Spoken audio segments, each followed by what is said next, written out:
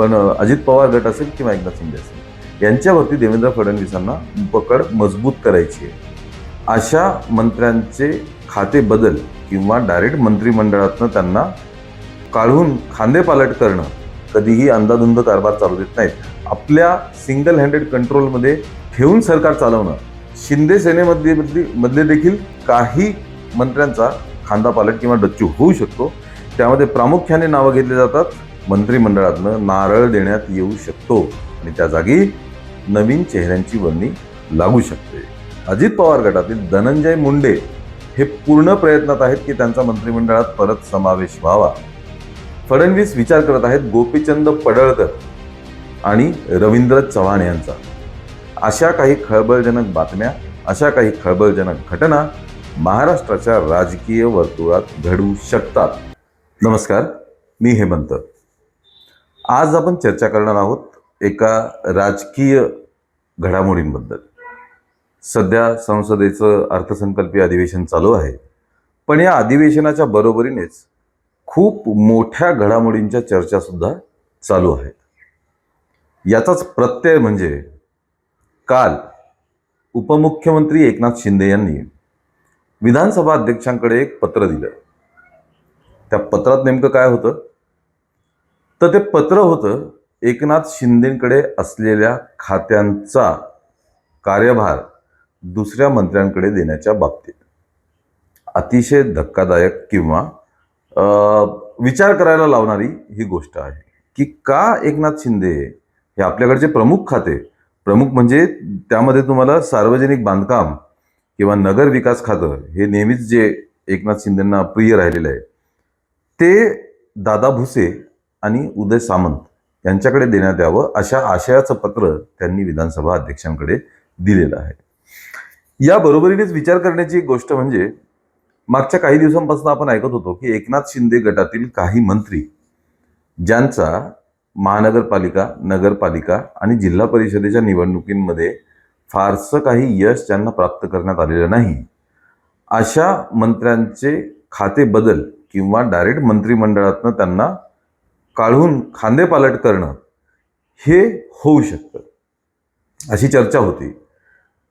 पण अगदी काल परवापासनं राजकीय वर्तुळांमध्ये, प्रसार माध्यमांमध्ये, पत्रकारांमध्ये मोठ्या प्रमाणात चर्चा सुरू आहे. मोठ्या प्रमाणात विधानसभेच्या परिसरात देखील याची चर्चा सुरू आहे. ते म्हणजे भाजप आणि शिंदे गट यातील काही प्रमुख मंत्र्यांचे खाते बदल किंवा डायरेक्ट मंत्रिमंडळातनं डिच्चू मिळणं ही गोष्ट होऊ शकते आणि एकतर अधिवेशनादरम्यानच होऊ शकते किंवा अधिवेशन संपल्यानंतर लगेचच होऊ शकते. ते का किंवा कोणते बदल होऊ शकतात हे आपण थोडक्यात बघूयात.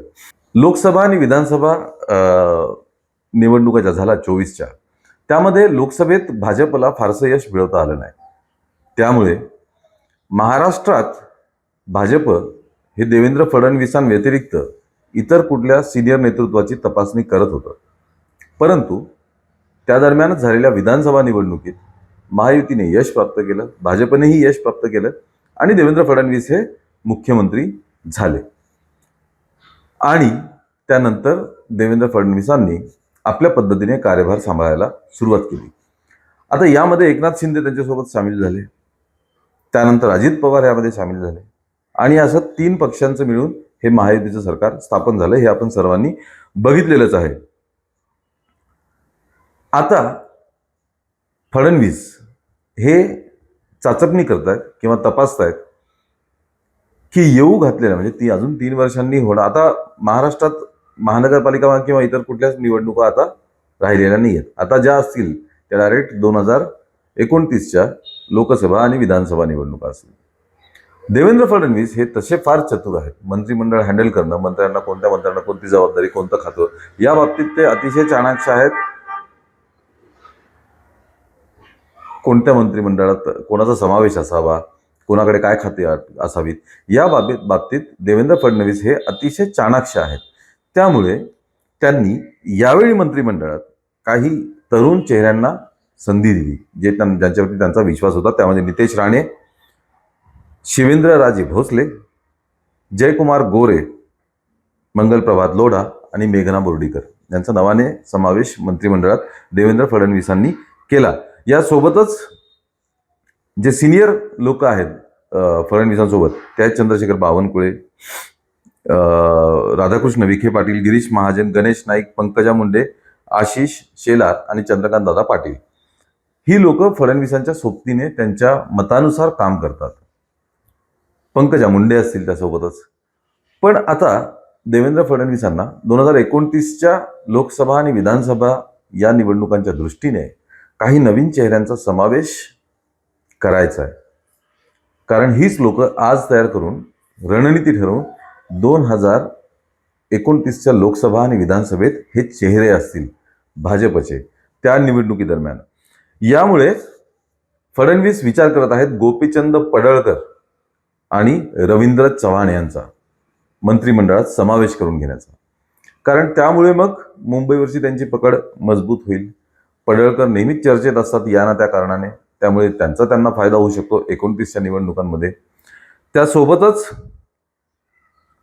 फडणवीसांची अजून एक यामागे त्यांचा थॉट हा आहे, विचार हा आहे की कारभारामध्ये पारदर्शकता आणायची. फडणवीसांचा एक गुण सगळ्यांना माहिती आहे की त्यांना न ऐकणारे लोक हे आवडत नाहीत. त्यांना न ऐकणारे किंवा एक विचाराने समविचाराने चालणारे लोक त्यांना आवडतात. समविचार पक्षाच्या विरुद्ध वागणारे किंवा एकूण मंत्रिमंडळाच्या डिसिजन्सच्या विरुद्ध वागणारे लोक फडणवीस हे स्वीकारत नाहीत. त्यांना त्यांचा त्रास होत असतो.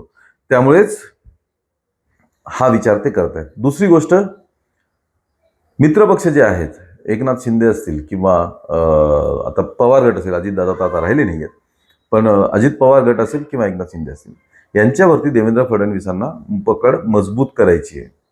आणि ही त्यांची नेहमीचीच स्टाईल राहिलेली, ही त्यांची नेहमीची स्ट्रॅटेजी राहिलेली आहे की मित्रपक्ष सोबत असतील युतीमध्ये तर त्यांच्यावरती ते आपला वचक निर्माण करतात. त्यांना कधीही त्यांच्या मर्जीप्रमाणे वागू देत नाहीत, कधीही अंधाधुंद कारभार चालू देत नाहीत.